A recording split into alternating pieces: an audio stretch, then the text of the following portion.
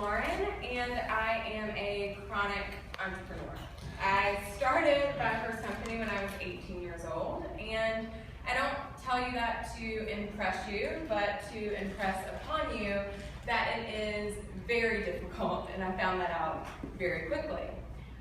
Through this process, I've always been in very highly male-dominated fields. I spent years searching for a female mentor within the construction industry. It was very difficult. Once I finally found one, I tripled my business the first year. So that's where the obsession and idea to start Shero began. And Shero is a social networking and content platform for women entrepreneurs. So how big is this market? Well, not only are there 9.1 million women-owned businesses in the U.S., but we're seeing astronomical growth rates with 68% over the past 15 years. And last year, women started on average 1,288 businesses a day. And that doesn't include the 13.5 million women that are in direct sales organizations. Next slide. So growth is important, but women are still falling behind in every major metric. We're still only 30% of total firms. We're still only making 27% of men's annual revenues, and even worse, only 4% of sales. Next slide. So we all like statistics, but what's even better is talking to these women. So I've interviewed over 3,000 women personally, and what I found was that 72% said that they wanted help finding female guidance within their industry. 84% said that there was way too much information to sort through online, meaning there's Facebook groups and blogs and ebooks and gurus and all different types of things to try to navigate through. And then 76% are already a part of some type of female organization. Next slide. So when you talk to 3,000 women, believe me, you're going to start to make some friends, and that's kind of what has happened through the process, and that's where the Core 200 was born. I have made personal connections with about 200 women who will serve as our beta testers and also our core content contributors. Next slide. So obviously we're not the only place that women gather. Bathrooms are also one. But we have paid and free marketplaces, right? Now one of the great things about the paid industry is that a lot of these logos that you see here are already a part of our Core 200, which means that they see the value in being a part of something that can connect a large technology-based platform and bring together organizations at the same time. So we're trying to fill the gap in between all of the noise that's on free social media and the paid content that women are already paying for. Next slide. So let me ask you, if your only option was to log into Facebook whenever you got home on your computer, would you still be happy with the product? Well, this is the problem that's happening with the paid platforms, because women are paying to be a part of networks, but they're not getting the full benefit of being able to connect on a mobile basis. And so we're going to help deliver that to our users. Next slide. So Shero does four main things. It offers peer-to-peer networking. It does mentor pairing within a certain industry if you're looking for mentorship. Organization-to-organization pairing. So these are those Core 200 women who are already running established networks. And then the content creation, initially by the Core 200, that will be run like an RSS feed. Next slide. So here's the key question. You may be wondering how these platforms actually make money. And you should probably recognize the four logos that are on the screen. I hope so anyway. And all of these platforms make money the exact same way, through advertisers. And this chart shows you exactly how much money advertisers have been paying for social media campaigns.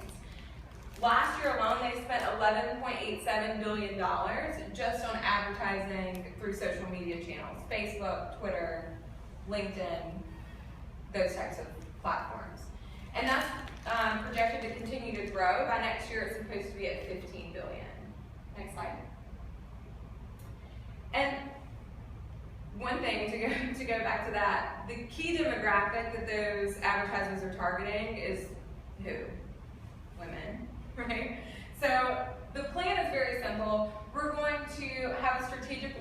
with our Core 200. They'll beta test the product, and then we'll roll it out using their media channels and ones that we're creating for ourselves.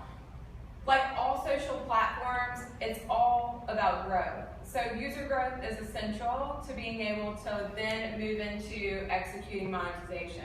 You have to reach critical mass with user base before you can start to implement a monetization strategy. And then exit, ideally I would go IPO, but you have to be open-minded to exit strategies as well. Next slide. So being a business owner, funds will be used very strategically. Most of that will go into product, research and development, and advertisement. The first few years, advertisement will be weighed heavier than research and development, and then it'll flop later on. Next slide. So Shiro will be the platform for women going into the future. We have no doubt about that. What we need now is funding to help develop the product. We need development talent, ideally from people who are passionate about the cause as well. And then most importantly, we need fanatics, people who, men and women, who are going to support the cause to help grow this industry. Next slide. So you can find me in a wide variety of places. Also, we're in the process of launching a podcast where we interview women entrepreneurs and change makers as well.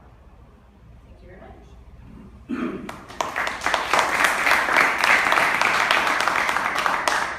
Lauren, do you own Shiro.com? I own Shiro.co.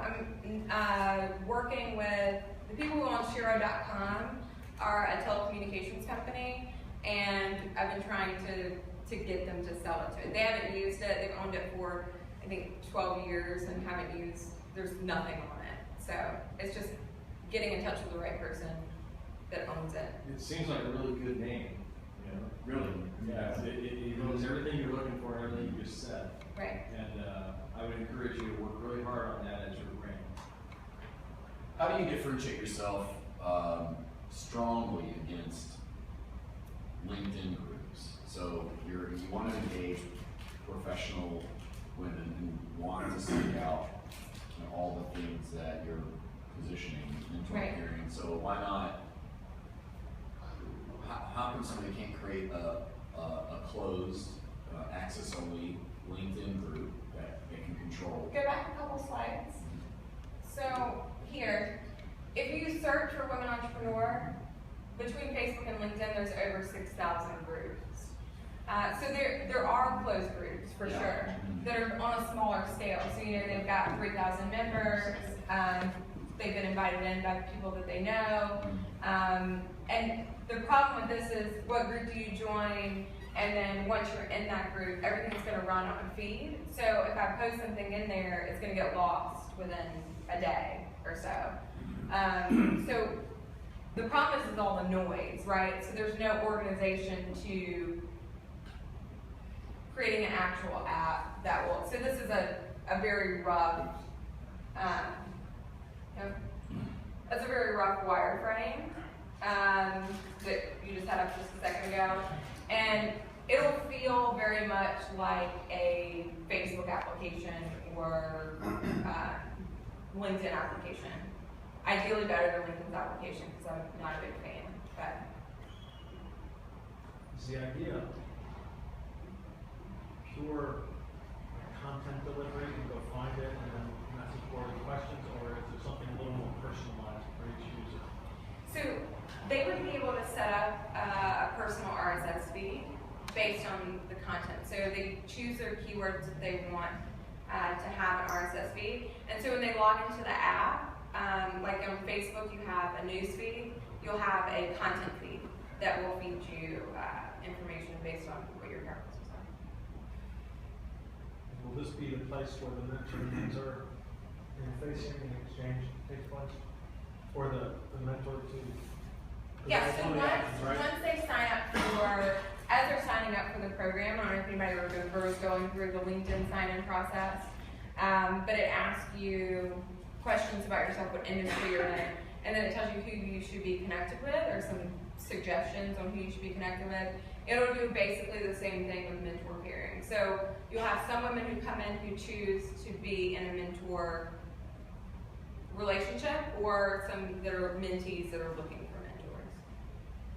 Does it support multiple groups, or is it basically one large group of all of them? You mentioned having Yeah, so groups of. we want to incorporate subgroups as well. So you should be able to set up like organization to organization wise. Some of the ones that you saw. Okay. No, I'm sorry. Some of the ones that you saw on the competitor side are, and a lot of our Core 200 are women who are running localized networking groups already. So these are face-to-face networking groups, or they run women-led organization type conferences every year. Yeah. So could you go with that